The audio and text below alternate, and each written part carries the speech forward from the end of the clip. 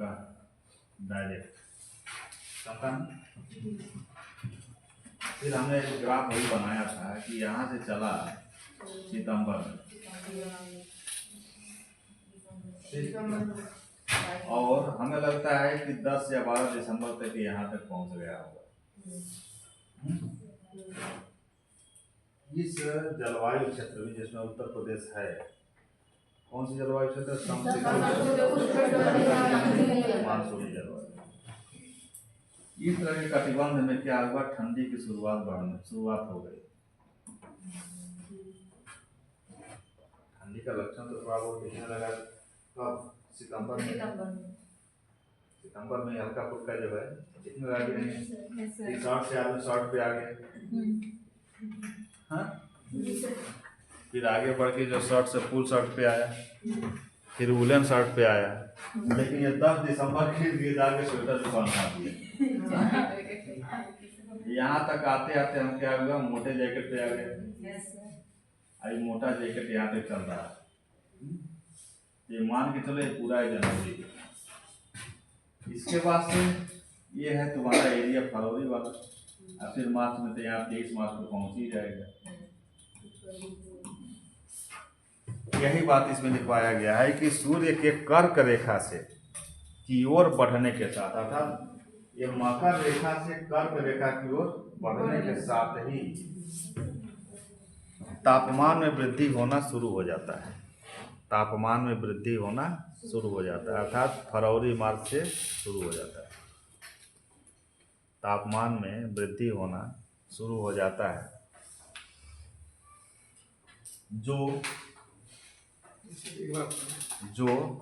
साथ ही तापमान में वृद्धि होना शुरू हो जाता है। फील करते हुए लिखते जाओ, जिस तरह से ठंडी पड़ी है अभी, ऐसा भी तो है नहीं कि हम लोग ठंडी में ही तो पढ़ रहे हैं। ठंडी पड़ी कब? टी शर्ट में मान लो हम लोग चले जो है जून जुलाई अगस्त तक, हाँ? सितंबर में आके महसूस हुआ कि नहीं अब टी शर्ट नहीं काम करेगा, या तो टी शर्ट भी हो तो फुल वाला हो या फुल शर्ट पहना जाए। अक्टूबर में आके लगा कि नहीं वुलन शर्ट पहनना चाहिए, थोड़ा मोटा शर्ट। टेम्परेचर धीरे धीरे डाउन होने लगा, लेकिन जो ही 22 दिसंबर अर्थात अपने न्यूनतम बिंदु को पहुंचा, फिर धीरे धीरे उठना शुरू हो गया टेम्परेचर। हम लोग फरवरी में जी रहे हैं इस समय, तो फील करके ही लिखो बस, बहुत तेजी की जरूरत नहीं है। यूपी में 40 पीरियड मिला है, यूपी को कितना हो धीरे से चलोगे, कितना हो आराम से चलोगे तो यूपी कंप्लीट हो जाएगा। अब कमीशन 400 नंबर इस पर रखा है, मेंस में 400 नंबर। तो ऐसे पढ़ो यूपी को, आकि कोई प्रश्न आए तो उसको घुमा फिरा के लिखने में सक्षम रहो। यूपी का मैं कुछ टेस्ट भी करा लूँगा, जो क्वेश्चन अब तक पूछे गए उससे। चलिए कहाँ तक पहुँचे थे? जो जून के महीने में, जो जून के महीने में अपने उच्चतम बिंदु पर पहुंच जाता है, अपने उच्चतम बिंदु पर पहुंच जाता है कि नहीं? याद करो,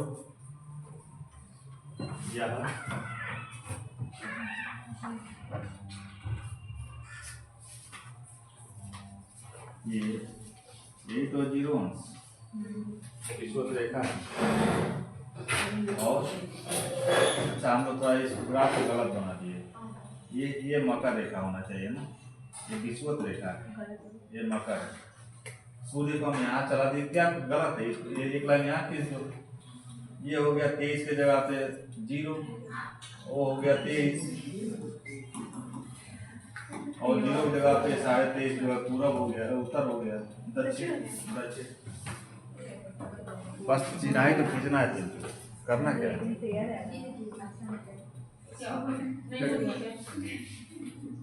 ग्रीष्म में क्या हम लिखवाए हैं? जो जून के अपने टेम्परेचर कहाँ चला जाता है? उच्चतम बिंदु पे। तो जून के महीने में 23 मार्च से 3 महीना क्या हुआ? अप्रैल मई जून, यहाँ पे पहुँच गया 21 जून। 21 जून को हम क्या मनाते हैं? योग दिवस।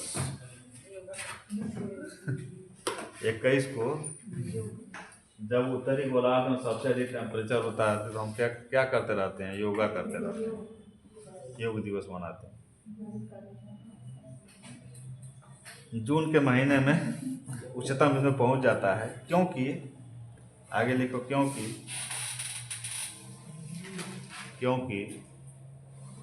जून के महीने में सूर्य कर्क रेखा पर सीधे चमकता है। सूर्य कर्क रेखा पर सीधे चमकता है।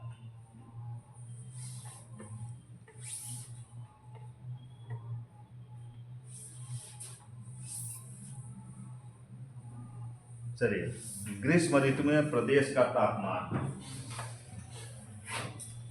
ग्रीष्म ऋतु में प्रदेश का तापमान क्या होता है? टेम्परेचर।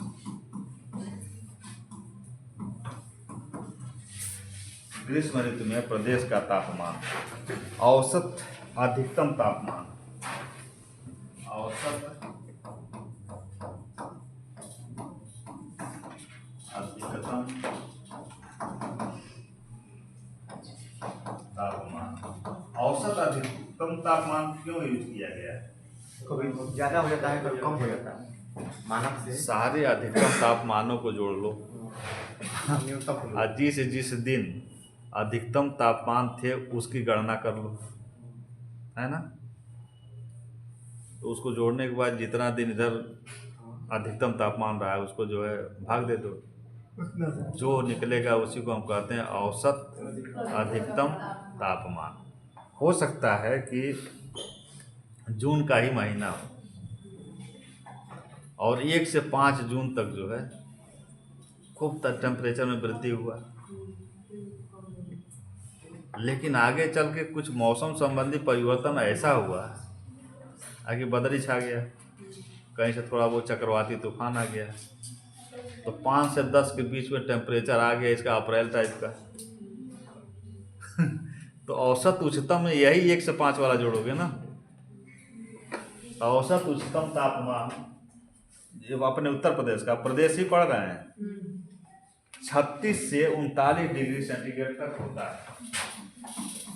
36 डिग्री सेंटीग्रेड से 39 डिग्री सेंटीग्रेड तक होता है औसत अधिकतम उच्चतम तापमान।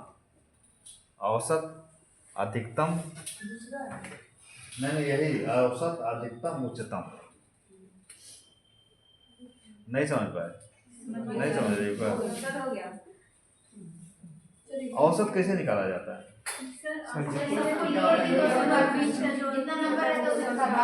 जितने के जोड़ने के बाद आएगा उतने की गिन के भाग दे दिया जाता है।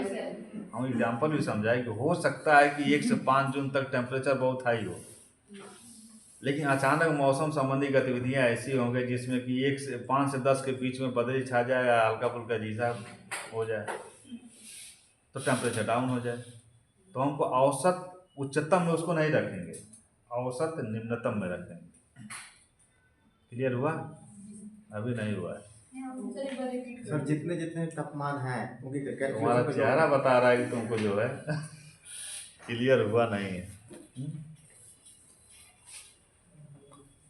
ये बताओ, ये सारे बच्चों के वेट का औसत निकालना हो तो क्या करोगी? सबको बारी बारी से जोड़ देंगे, वजन करेंगे, सबको अलग अलग वजन करोगी, जोड़ देंगे। आज जितने बच्चे हमसे भाग देंगे, क्यों गिनोगी? पहले सबको तौलोगी तब जाके गिनोगे कितनों को मैंने तौला।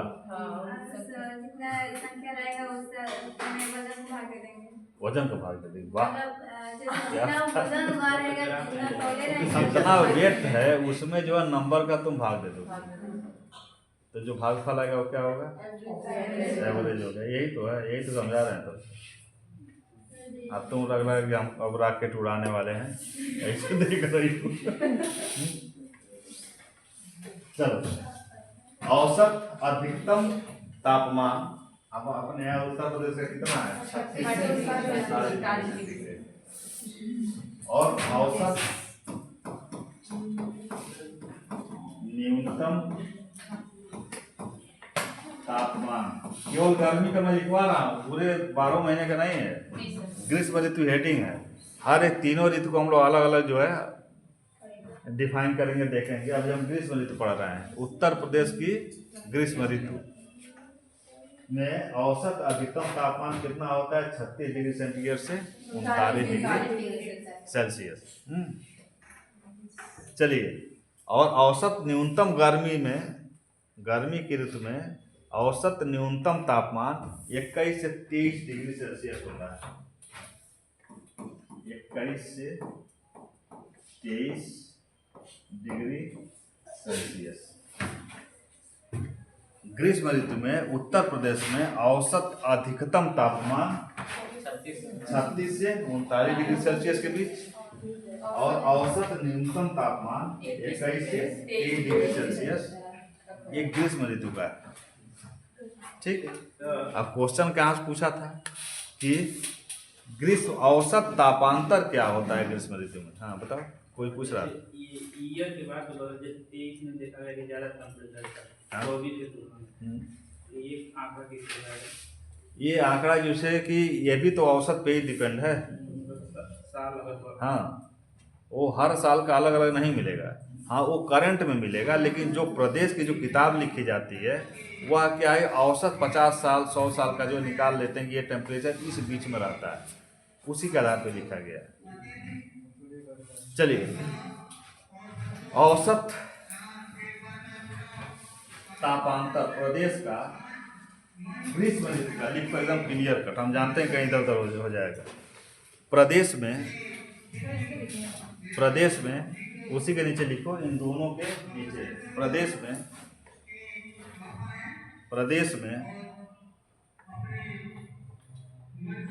ग्रीष्म ऋतु में औसत तापांतर 14 डिग्री सेल्सियस होता है। उत्तर प्रदेश में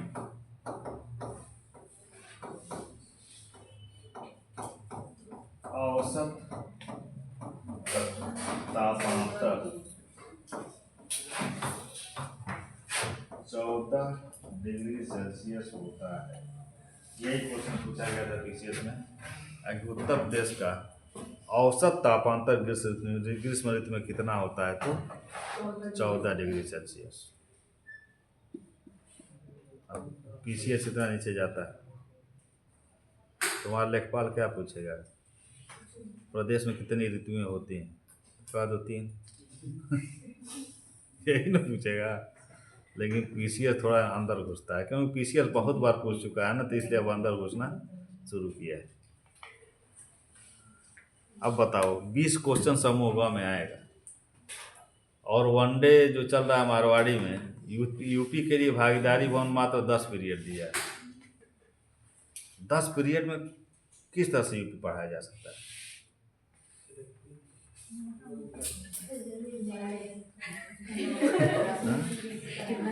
बस एक एक लाइन लिखवा दे।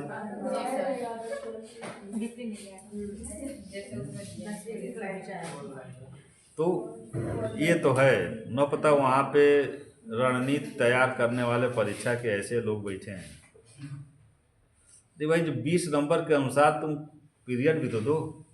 यूपीपीसी तुम ठीक है, यूपीएससी में दे दिए 40 पीरियड, हालांकि पिछली बार 60 पीरियड था, इसको घटा के 40 कर दिया है, तब भी 40 ठीक है। लेकिन यही अभी उत्तराखंड का प्रदेश पर उत्तराखंड पीसीएस की तैयारी करना होता है, उत्तराखंड को पढ़ना पड़ता तब 80 पीरियड भी कम पड़ जाता। राजस्थान पढ़ना होता तो 80 पीरियड कम हो जाता। मध्य प्रदेश भी पढ़ो तब भी कम पड़ जाएगा, बिहार पढ़ो तब भी। लेकिन उत्तर प्रदेश बहुत सीधा साधा प्रदेश है। हाँ सर, ज़्यादा नहीं है। लक्षण सबका रखता है, पहाड़ों से भी प्रभावित है, हिमालय जैसे पर्वत से, नेपाल से इधर पठार से भी प्रभावित है। सब कुछ को लिए हुए बहुत सिंपल है, सबको जो है धारण करता है। और सारे लगभग जो अपने हिंदुस्तान में जितने पॉपुलर धर्म हैं, सारे धर्मों का जननी उत्तर प्रदेश है। और लगभग भगवान भी यहीं पैदा हुए, लगभग राम यही हुए, कृष्ण यही हुए, बुद्ध यही हुए, महावीर भी यही हुए, है कि नहीं? जितने अवतार हुए सब यहीं पे हुए, जो होगा वो भी यहीं होगा। कल की वो कहाँ होंगे? यूपी में वो भी थी ना? संभल। संभल। अच्छा, क्या है संभल? कुछ स्पेशल है क्या? देखो, स्पेशल कुछ होता नहीं है, स्पेशल किसी घटना के बाद वो स्थल स्पेशल हो जाता है। राम अयोध्या में नहीं पैदा होते, बल्कि तृष्णापल्ली में पैदा हो गए होते तो वो फेमस होता ना। कृष्ण मथुरा में गाय न चरा के गोवा में चराए होते। सर तो आज गोवा का वो हाल नहीं हुआ होता जो अभी है, देख रहे हैं ना। हाल वहाँ के लोग खुशहाल हैं यार, वहाँ की जीडीपी देख रहे हो गोवा का। ठीक है। यदि ये बताओ, इस समय जो है, इस समय खुशहाली इंडेक्स हो रहा है, निकल रहा है ना सर, खुशहाली। क्यों? देखो, युग के अनुसार जो है मूल मान्यताएं बदल जाती हैं। अब गोवा पे इतना हंसने की जरूरत नहीं है। गोवा जा कौन रहे हैं? पैसे वाले लोग, हमारे ही बीच के पैसे वाले लोग गोवा जा रहे हैं, हम तुम नहीं जा पा रहे हैं। बस वही बात है, अगर अंगूर नहीं मिला तो खट्टा। आज तुम्हारे पास 10 करोड़ रुपया हो तो एक बार भी नहीं कहो गोवा खराब। वैसे हाँ, 99% वैसे कहेंगे, लेकिन 1% को छांट दीजिए। अरे 1% पे दुनिया चलती है यार, 99 पे दुनिया चलती है। 1% हमेशा रहेंगे। अब सिरकी से यदि गोवा में गाय चराए होते हैं तो गोवा, गोपियाँ वहीं रहती, आज भी है वहीं पे। बस ये है कि जिन गोपियों की कल्पना हम कर रहे हैं वो गोपियाँ नहीं है। हो सकता है कि ये बताओ, अभी गोवा में किसी की औकात नहीं है कि किसी लड़की कपड़ा लेके कोई भाग जाए, भाग जाएगा? कहाँ कपड़ा ही, कुछ भी हो, कुछ भी हो, एक दुपट्टा भी कोई लेके भाग सकता है? अब मथुरा में तो श्री कृष्ण लेके भाग रहे थे।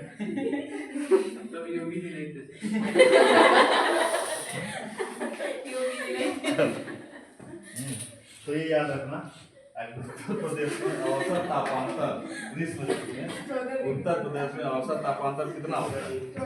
14 डिग्री सेल्सियस। चलिए आगे लिखिए। आगे, इस ऋतु में अर्थात ग्रीष्म, मनो इस ऋतु में का मतलब कि अब ग्रीष्म ऋतु चल रहा है, वही इस ऋतु में कर्क रेखा से नजदीक होने के कारण, इस ऋतु में कर्क रेखा से नजदीक होने के कारण, कर्क रेखा से नजदीक होने के कारण प्रयागराज, कानपुर, फतेहपुर, आगरा, प्रयागराज, कानपुर, फतेहपुर, आगरा, बांदा, चित्रकूट, महोबा, झांसी, चित्रकूट, महोबा, झांसी, हमीरपुर, जालौन,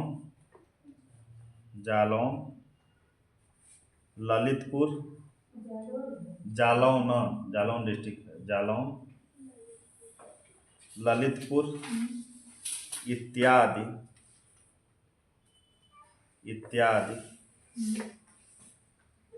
जिलों का तापमान, ये सब जिले हैं, जिलों का तापमान 40 डिग्री सेल्सियस से 47 डिग्री सेल्सियस तक पहुंच जाता है। 40 से 47।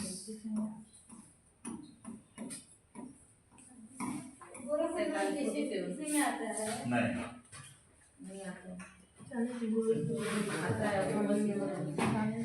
इन सब जिलों को नाम लिखवाया ना, जून के महीने में चले जाओगे तो पता चलेगा कि लगेगा कि हम उत्तर प्रदेश में नहीं आ गए, हम रेगिस्तान में।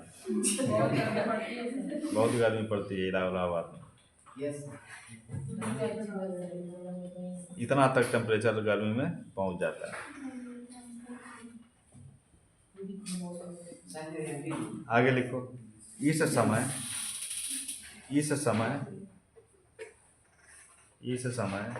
बुंदेलखंड क्षेत्र में सर्वाधिक औसत तापमान पाया जाता है।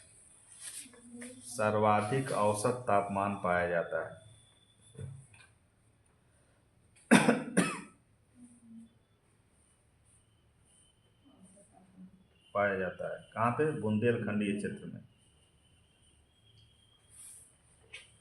आगे पैरा चेंज। ग्रीष्म ऋतु के विशेषकर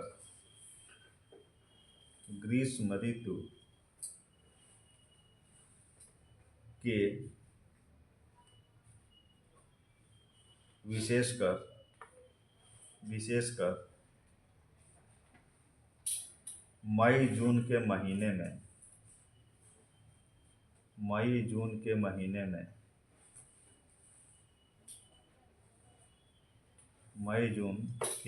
में पश्चिमी पछुआ हवाएं तीव्र हो जाती हैं।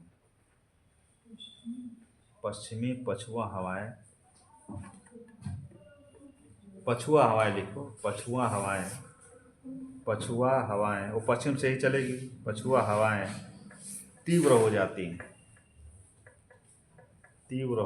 हैं, जिन्हें उत्तर प्रदेश में लू कहा जाता है।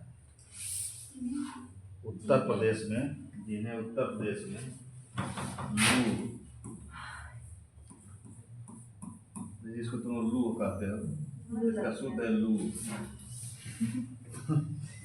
लू कहा जाता है। यह अत्यंत गर्म लू कहा जाता है। इस शब्द से सब परिचित होंगे लू से।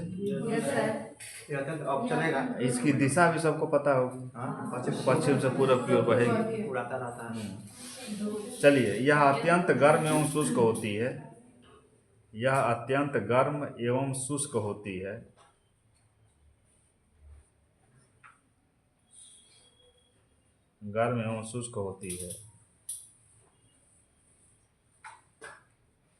जो शरीर को झुलसा देती है।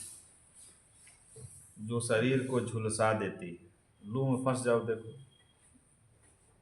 झुलसा देती है। कभी कभी इन शुष्क हवाओं से समुद्री हवाएं मिल जाती हैं।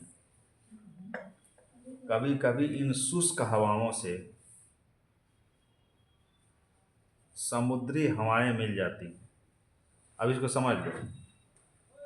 जैसे मान लो इनकी दिशा क्या होती है? पूरब से पश्चिम है, एकदम गर्म हवाएं है ना। लू क्या है? एकदम गर्म हवा है। समुद्री हवा कहाँ ऐसे मिल जाती है? जब ये पश्चिम से पूर्व की तरफ बहती है तो बंगाल की खाड़ी वाली जो ठंडी हवा है और वजनी हवा, इससे जो है आगे चल के मुलाकात हो जाती है। हाँ, क्योंकि गर्म होता है। हाँ, तो तापमान ये ऊपर उठ जाती है ना, इसके नीचे जो है ठंडी हवा चल रही है। तो मान के चलो कि उड़ीसा और जो आंध्रा की तरफ के, इससे मुलाकात इन सब में हो जाती है। जो मुलाकात हुआ, आखिर चक्रवाती तूफान का निर्माण हुआ। तो इधर ही होगा ना, वो इधर दोनों अपोजिट आते हैं। हाँ, वो अपोजिट आती है क्योंकि वो वेटेड है तो नीचे रहती है, और ये हल्की है। शुष्क और हल्की तो ऊपर होती है, लेकिन जब इन दोनों का लेयर आपस में जब टकरा जाता है कभी, तो उससे जो तूफान नहीं आता है, जैसे गर्मी के महीने में जो आम उम बीनने लोग निकलते हैं, जो गांव में कहते हैं बुढ़िया आनी आ गई, हाँ? तो उस आंधी का निर्माण ऐसे ही होता है। जैसे मान लो कि हाँ यही इसकी दिशा है।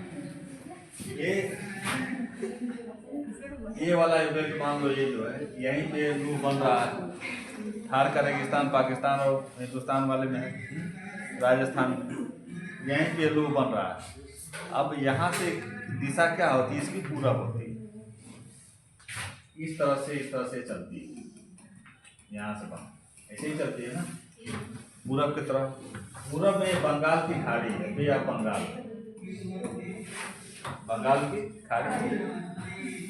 ये एरिया एकदम गर्म हुआ है, ये हवा भी गर्म है, तो ये ऊपर उठ के चलती है। और ये एरिया जल वाला है, यहाँ की हवा जो है ठंडी है, तो इसकी अपेक्षा है भारी है। ये ऊपर उठ रही है, ये नीचे से अंदर घुस रही है, यहीं पे कहीं टकरा जाती है, तब तूफान बनेगा। हाँ जैसे ज्योग्राफी में पढ़े थे जहाँ ठंडी और गर्म हवा एक साथ रहती है, हाँ? वहाँ रेगिस्तान का निर्माण होता है। रेगिस्तान वो कॉन्टिन्यूटी की बात होती है। कॉन्टिन्यू ये हवा जो है बरसों बरस चलती ही रहे, ये क्षणिक है यार, ये 2-3 महीने वाली है ना। और भी 2-3 महीने में रोज ऐसा नहीं होता है, रोज आंधी आती है। किसी दिन टकरा गई, झंझावात बन गया। अब जब झंझावात बन गया तब वो आंधी जो है अक्सर देखना पश्चिम के साइड में भागेगी, क्योंकि यहाँ पे जब टकराने के बाद तूफान का रूप लिया है, तो इधर जिधर वो शुष्क पाएगा विरल, उधर ही आंधी भागेगी ना।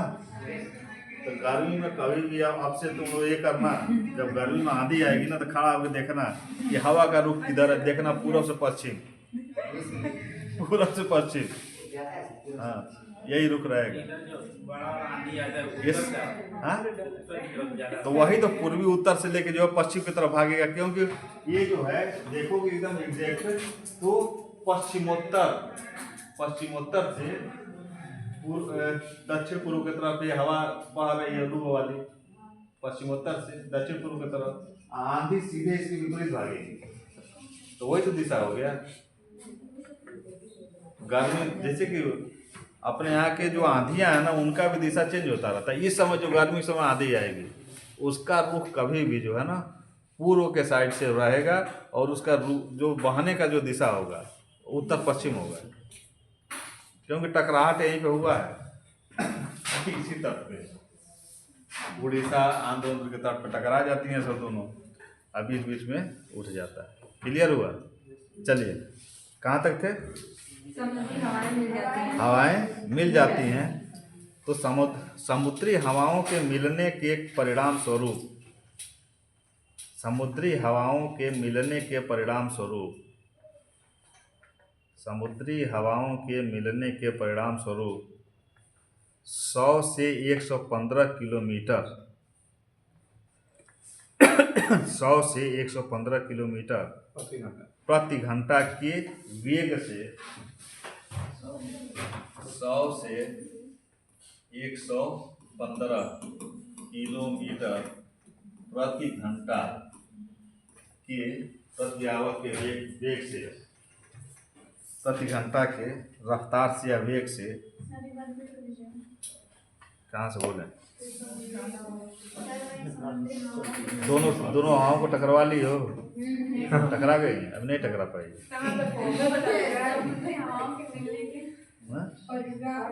परिणाम स्वरूप 100 से 115 किलोमीटर प्रति घंटा के वेग से चलने वाले तूफान, कोष्ठ में लिख देना धूल भरी आंधी, धूल भरी आंधी कोष्ठ में,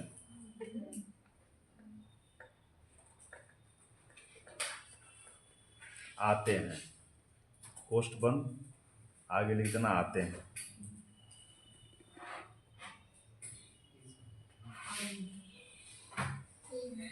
ठीक, आगे लिखो पहला चेंज।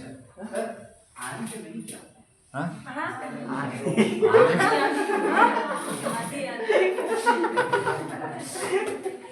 आंधी का मीनिंग अंग्रेजी में जानना चाहते हो कि हिंदी तो आंधी है, ये है आंधी तूफान स्टार।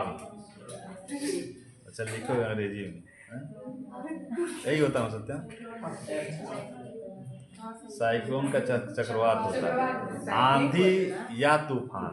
आंधी अपने यहाँ का जो है लोकल नाम है, थोड़ा व्यापक भी देखो तो तूफान नाम है।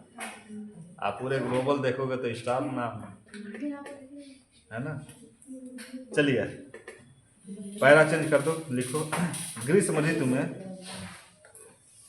ये क्वेश्चन पूछा गया है प्री में। पैरा चेंज लिखो, ग्रीष्म ऋतु में उत्तर प्रदेश में उत्तर प्रदेश में सर्वाधिक गर्मी पोस्ट में लिख देना सर्वाधिक तापमान। सर्वाधिक गर्मी अर्थात पोस्ट में सर्वाधिक तापमान आगरा एवं झांसी में। आगरा एवं झांसी। एक क्वेश्चन पूछा गया है कि उत्तर प्रदेश में सबसे गर्म जिला कौन। इन दोनों में से एक ही ऑप्शन देता है, या तो आगरा देगा नहीं तो झांसी देगा। आगरा एवं झांसी में। और सबसे कम गर्मी अर्थात सबसे कम तापमान, सबसे कम गर्मी कोस्ट में सबसे कम तापमान बरेली में पड़ता है। सबसे कम गर्मी लगभग कितने का अंतर पड़ जाता है आगरा और बरेली में? बरेली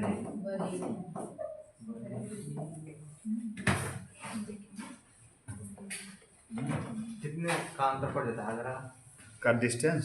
वो डिस्टेंस नहीं, गर्मी का डिस्टेंस काफ़ी अंतर होता है। जहाँ पे हम लगभग जो है 15-20 डिग्री का जो है 15-17 डिग्री का जो है अंतर होता है। कितना डिग्री? इतना। तो उसके पीछे कारण क्या है? सर जमीन अगर मिल जाती है तो बरेली में पसंद जाता है। कारण क्या है बताओ, क्यों बरेली में गर्मी कम पड़ रही है? क्या घूमती रहती? नहीं बता सकते। अरे नदी तो सबसे आगरा में भी है। नदी तो आगरा में है यमुना, और प्रयागराज में 2-3 नदियाँ हैं। आगरा जानते हैं क्या? क्योंकि वो रेगिस्तान पर जगह होता है राजस्थान वाला, तो डायरेक्ट हवाएं आ जाती हैं। अरे भाई बरेली उत्तराखंड के नज़दीक है, हाँ ये हिमालय का प्रभाव है जिसके नाते। आगरा नीचे है सर, बरेली ऊपर है। हाँ तो बरेली ऊपर है तो ऊपर हिमालय भी तो है। देखो तो जब बरेली हिमालय के पास है तो अपने आप जो ठंडा रहेगा, उत्तराखंड से सटा हुआ है।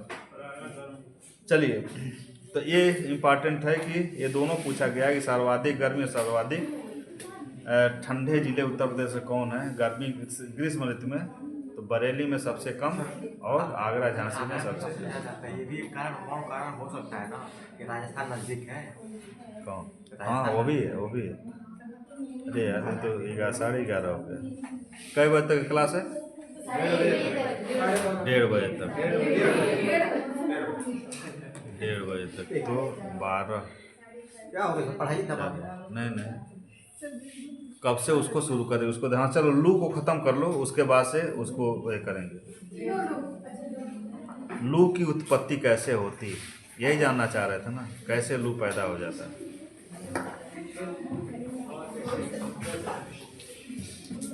लू नहीं लू सर जैसे हवा वहाँ से कैसे क्रिएट हो जाती है?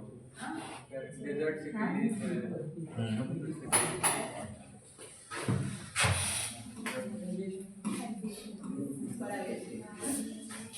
हवा क्या है? सर यहाँ पे कुछ पर वेपोराइजेशन होता है पानी का, हाई प्रेशर से लो प्रेशर की तरफ। यदि ये पूछा जाए कि हवा क्या है तो क्या बताओ? वो तो निर्माण बता रहे हैं। गैसों का वो मिश्रण जो हाई प्रेशर से लो प्रेशर की तरफ चलता है। बस यही हवा जो है अनेक गैसों का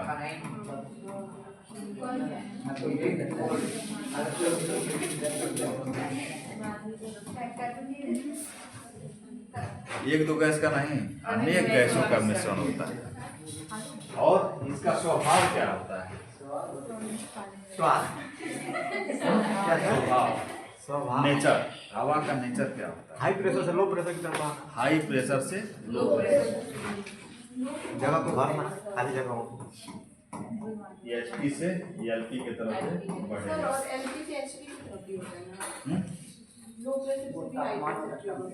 कौन हवा पर टेम्परेचर जहाँ हाई हो जाएगा वहाँ वो लो हो जाएगा ना। देखो प्रेशर एचपी हाई प्रेशर से लो प्रेशर की तरफ हवा ऐसे ऐसे बढ़ती है। अब हाई प्रेशर क्यों होता है? जब गर्मी जहाँ पे नमी होती है, जहाँ नमी होगी वहाँ की हवा में प्रेशर बढ़ जाएगा, क्योंकि जो नम हवा होती है, ठंडी हवा होती है, उसमें जो है प्रेशर अधिक होता है। और एलपी कब हो जाएगा? जब शुष्क क्षेत्र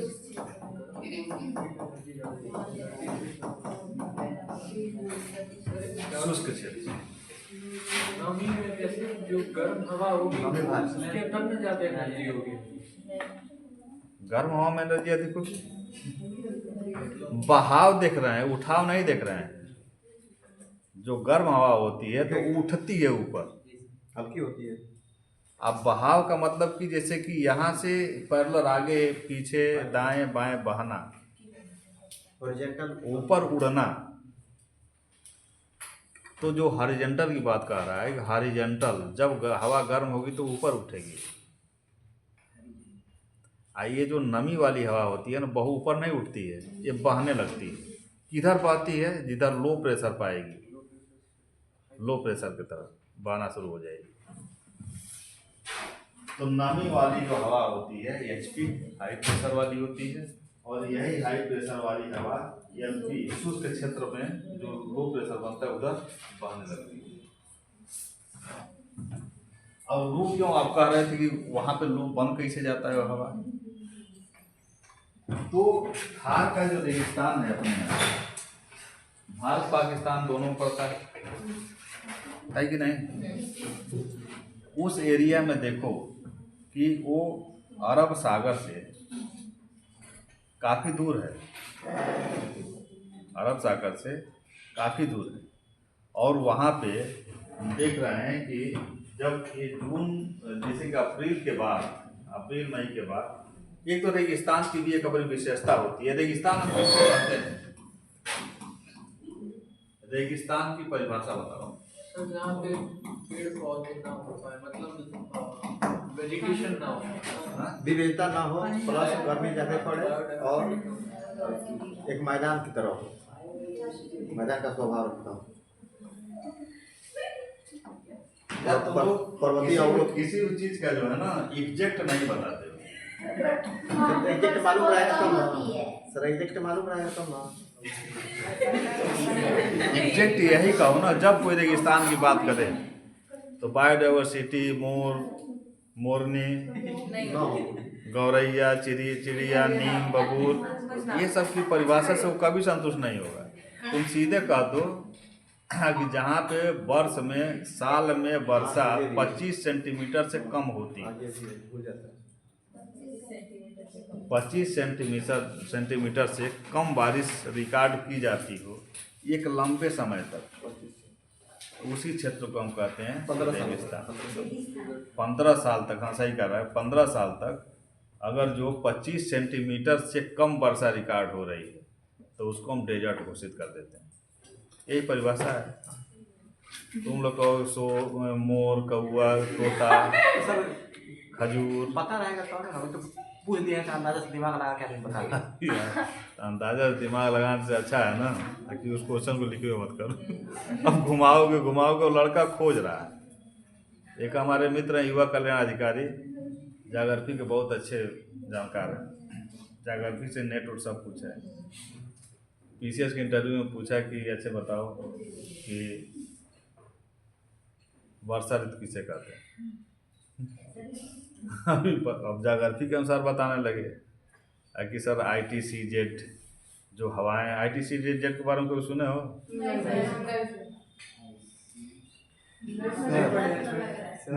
सर एक बार हम दर्शन शास्त्र सर इंटरकॉन्टिनेंटल ट्रॉपिकल जोन, ये गर्मी में क्या होता है कि इसी के ऊपर से जब गुरु पढ़ाएंगे जागृति ना, तब वो सारी चीज़ों को व्यापक बताएंगे किस तरह से ICT जोन जो है किस तरह से ऊपर उठता है, तिब्बत के पठार पे चला जाता है, तो उस साल जो है बारिश की मात्रा कम खूब अधिक हो जाती है। जब ITCZ जब नीचे रहता है तिब्बत के पठार से, तो जो है वर्षा की मात्रा अपने क्षेत्रों को, ये सारी चीज़ें उस पर डिपेंड करता है। अभी समझाने लगे, समझाते समझाते तो सुन भी रहे थे कि वर्षा को मारेगी एकदम ये कर दिए, तो कहे कि सर, तो कहे कि हो गया, जो इंटरव्यू ले रहे थे वो कहे कि हो गया, तो कहे कि हाँ सर। तो कहा कि यार इतना तुम बताए, तुम ये नहीं बताया कि वर्षा ऋतु में बारिश होती है। तो यही एग्जैक्ट चीजें होती हैं कि पहले शुरू तो करो कि सर वह ऋतु जिसमें वर्षा होती है और वर्षा का कारण ये होता है। अब तुम बता रहे हो कि जहाँ पेड़ पौधा नहीं होता है, बालू होता है, हवा चलती है, वो चलती है। सर एक बार एक टीचर बोलती है कि स्वतंत्रता क्या है। हमारे एक बार क्लास का टीचर दर्शन शास्त्र एक स्वतंत्रता बताए निम्नलिखित विकल्पों से चुनने की इच्छा को स्वतंत्रता कहते हैं। हाँ। ये तो सही था दर्शन शास्त्र की जाता हाँ। मैं ये बता दिया, कुछ तक सोचे और हंसने लगे। दर्शन शास्त्र पढ़ते हो क्या? सर एक बार क्लास किया तो चले गए। निम्नलिखित विकल्प क्यों लगा रहे हो?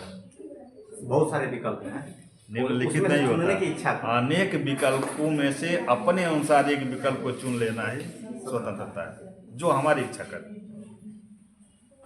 सेम कास्ट इंटर कास्ट शादी करना उचित है अनुचित है, बहुत विकल्प है। कुछ लोगों का मानना है कि इंटर कास्ट शादी ही अच्छी है, कुछ लोगों का मानना है कि नहीं नहीं, इंटर कास्ट शादी करने का मतलब उससे बड़ा पाप कुछ है ही नहीं, सेम कास्ट होना चाहिए। इंटर कास्ट वाले का अपना तर्क है, आगे गुणसूत्र कंटिन्यू एक सिमिलरिटी में चलेंगे तो उनका जो है एक समय के बाद विकास जो है रुक जाता है, बीमारियां भी होती हैं, बीमारियां भी होती हैं। इंटर कास्ट से क्या होता है, गुणसूत्रों का अदला बदली हो जाता है, इसलिए जो अगली जो पीढ़ी आती है वो बहुत अच्छी होती है। हालांकि ये गलत है, ये सब कुछ अपने दिमाग में ना बैठाना, एक मैं तर्क बता रहा हूँ। आगे खोजने लोग नहीं सेम कास्ट वाला नहीं, इंटर कास्ट में चलेंगे, हमको जवाहरलाल नेहरू पैदा करना है। अरे यार जवाहरलाल नेहरू युग के जो है जिसको पैदा होना होगा तो सेम कास्ट में भी हो जाएंगे। भगत सिंह सेम कास्ट में भी पैदा हुए थे। सर इन्वायरमेंट और संस्कार कैसा दे रहे हैं, ये शिक्षा ये मायने रखता है। कुछ बनाना है तो आप किस तरह की शिक्षा अपने लड़के को दे रहे हैं, इन्वायरमेंट दे रहे हैं, शिक्षा दे रहे हैं। देखो दरअसल जो है इन्वायरमेंट तो बहुत दूषित हो गया है। यदि देखो हर एक युग में दो तरह के लोग हुए, एक लोग परिवर्तनवादी होते हैं, एक अपरिवर्तनवादी होते हैं। अपरिवर्तनवादियों को प्राचीन काल अर्थात उनसे पहले की जो युग है वह बहुत प्रभावित करता है। अब परिवर्तनवादियों को लगता है कि नहीं, जो वर्तमान में जो चीज़ें हो रही हैं वही ठीक है। अब अपरिवर्तनवादी के सामने कह दो कि सुप्रीम कोर्ट ने जो है होमोसेक्सुअलिटी को जो है मान्यता दे दिया, अब कहें अल्लाह गाँव में जाकर देखो, कह दो कि इससे कि पहले तो कहे होमोसेक्सुअलिटी समझाओ क्या होता है तो समझा दिए कि अब लड़का लड़के से शादी करेगा, लड़की लड़की से शादी करेगी। अब देखो तब सीधा उन लोगों का जानते हो क्या होगा, अब ये धरती का पलट जाएगी। कलयुग आ गया, अब कलयुग का आ गया, लास्ट चरण में प्रलय होना ही होना है। उनका भी एक तर्क सही है, जब सब लड़के लड़के शादी कर लें, सब लड़कियां लड़की शादी कर लें तो वैसे ही पलटना है, खत्म, मानव होगा ही नहीं। अब लड़का से लड़का पैदा होगा, लड़की से लड़की पैदा हो, लड़की से संतान पैदा, लड़की लड़की से मिल के संतान नहीं पैदा कर सकते, तो घोर कलयुग तो ही है।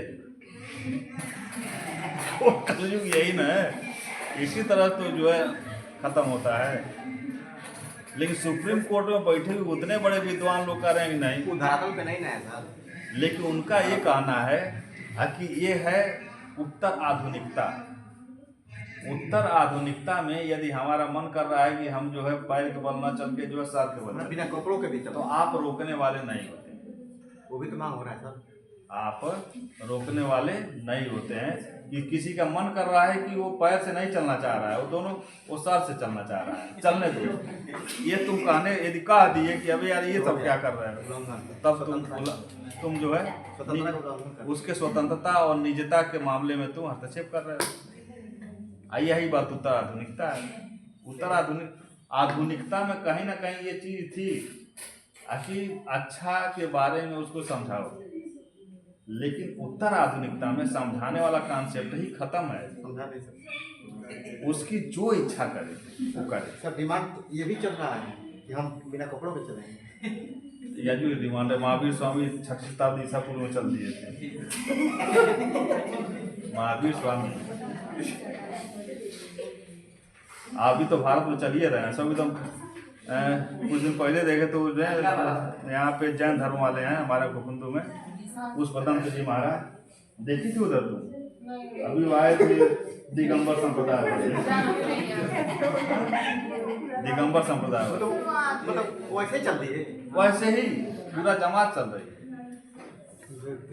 उन सब के साथ में तुम्हारे घर कई बार आते हैं लोग ग्रुप में, अलग अलग ग्रुप। नहीं ये कुछ था इन सबों का, कोई कुछ पतंग जी महाराज कुछ मना रहे थे, हो सकता है बर्थडे रहा। हाँ इधर, अरे पूरे 4 लेन पे चल रहे थे भाई। हम का मंदिर पे जाके देख छोड़ो ना, हम तो देवरिया जा रहे हैं तो 4 लेन पे कम से कम सैकड़ों की संख्या में ऐसे चल रहे हैं। तब सुप्रीम कोर्ट सही है। एक जो अपने यहाँ कल्चर है कि कमर में एक वो धागा बांध लो, डांडा जिसको कहा जाता है, वो भी नहीं पाने थे सर। अंडरवियर और बनियान की बात ही छोड़ दो। खूब जबरदस्त जो ठंडिया जो पड़ रही थी ना, उसी में चल रहे थे ठंडा में नहीं, ठंडा, और नहीं तो शरीर पे जो रुआ थे उसको भी नोच रहे थे।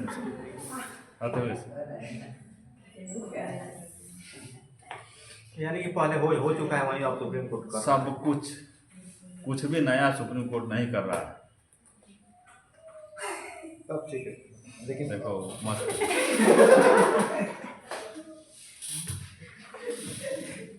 लेकिन वैसे ठीक नहीं है, क्योंकि हमारे जो मान्यता क्यों ठीक नहीं पता है नहीं भाई, सबका अपना दृष्टिकोण, क्यों ठीक नहीं है पूरी बात बताओ। सुन, जो चीजें पहले के लोग बनाए हैं उस कॉन्सेप्ट को हम लेके चल रहे हैं, उसका जगह क्या जो हम भर रहे हैं क्या उस लायक है?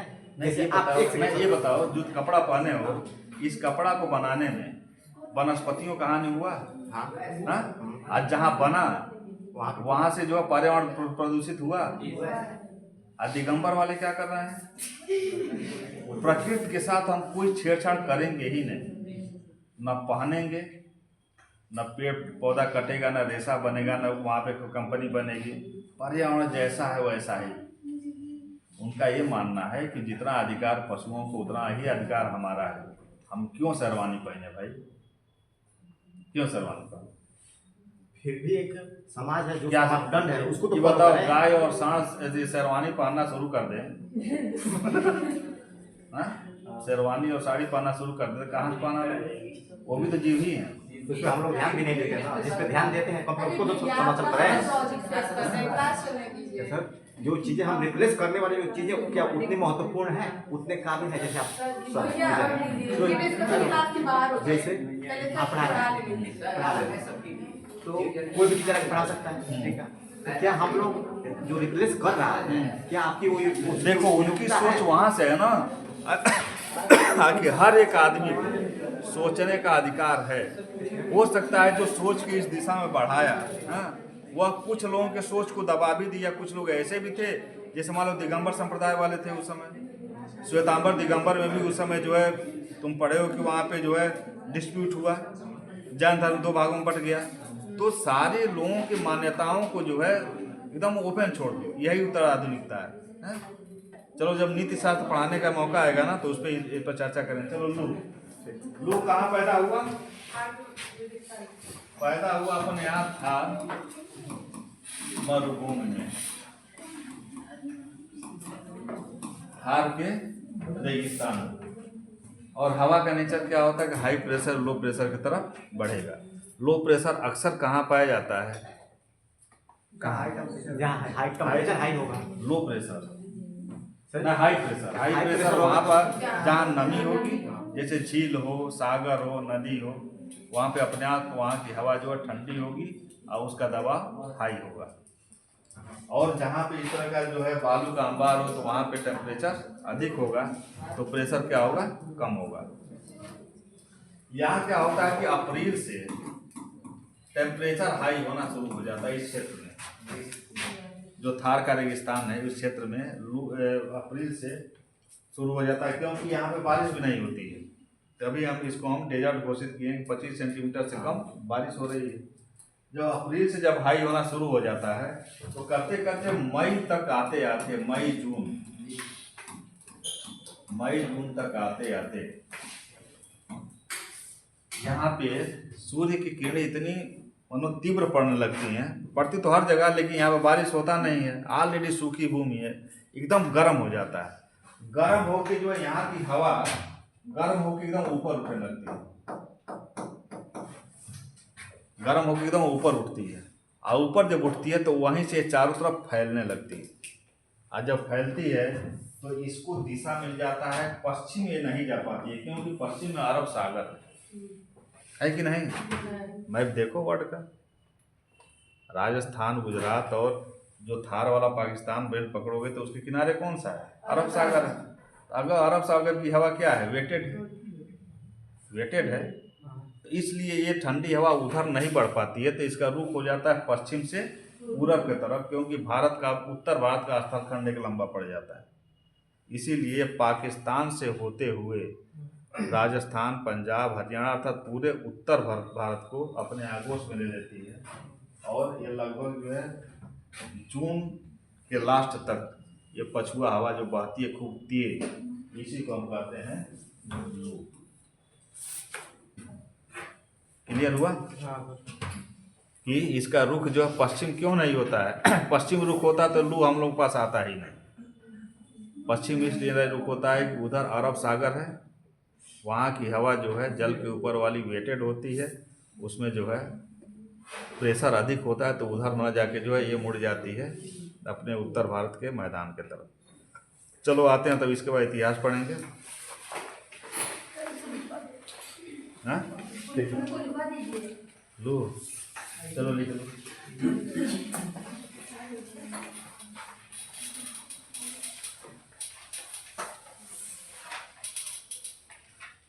लू हेडिंग दे दी।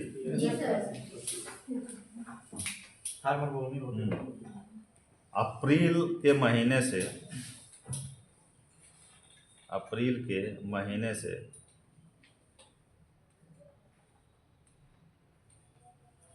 थार मरुभूमि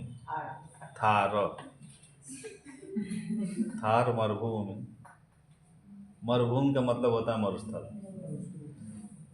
थार मरुभूमि का तापमान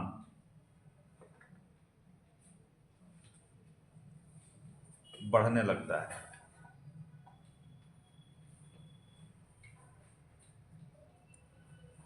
जो मई तक आते आते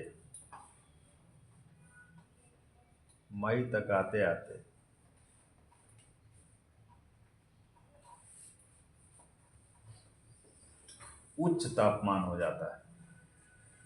मई तक आते आते उच्च तापमान हो जाता है।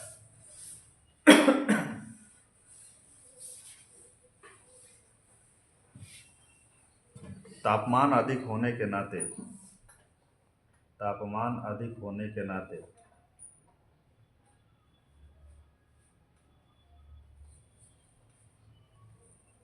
इस क्षेत्र की हवा गर्म होकर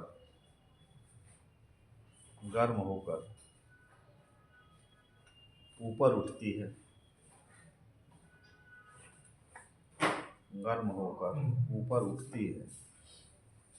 और चारों तरफ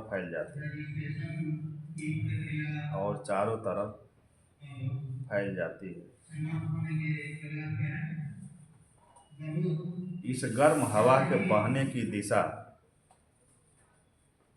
इस गर्म हवा के बहने की दिशा पश्चिम से पूर्व की ओर होती है। इस गर्म हवा के बहने की दिशा पश्चिम से पूर्व की ओर होती है।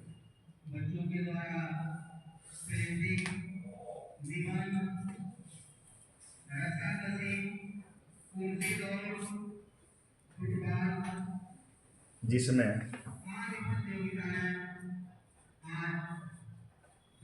रूखापन एवं शुष्कता अधिक होती है। रूखापन एवं शुष्कता अधिक होती है।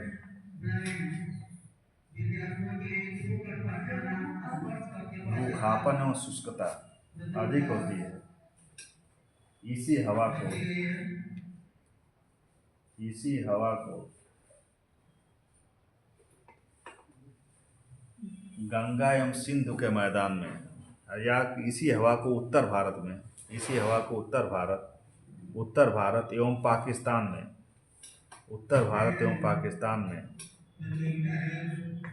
उत्तर भारत एवं पाकिस्तान में लू की संज्ञा दी जाती है। लू की संज्ञा दी जाती है। कहाँ पैदा हुई? थार के मरुभूमि में। ऊपर उठी, उसके बाद चारों तरफ फैली, पूरब की तरफ बढ़ने लगी क्योंकि स्थलखंड पा गई। पश्चिम की तरफ इसलिए नहीं बढ़ी कि बढ़ी तो कुछ दूर, लेकिन उधर अरब सागर की जो है ठंडी हवा मिल गई, वह जो है उसका प्रेशर अधिक है, तो इसलिए आगे ना बढ़ के फिर जो है मुड़ के इधर बहने लगती है। और ये भी है, लिख लो आगे। उत्तर भारत में लू की तीव्रता, उत्तर भारत में लू की तीव्रता जितनी ही अधिक होती है, उस वर्ष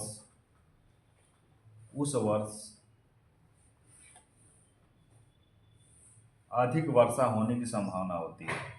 जिस वर्ष लू खूब तेज पटक के बहेगा ना, समझ लो उस साल जो है बारिश अधिक होगी।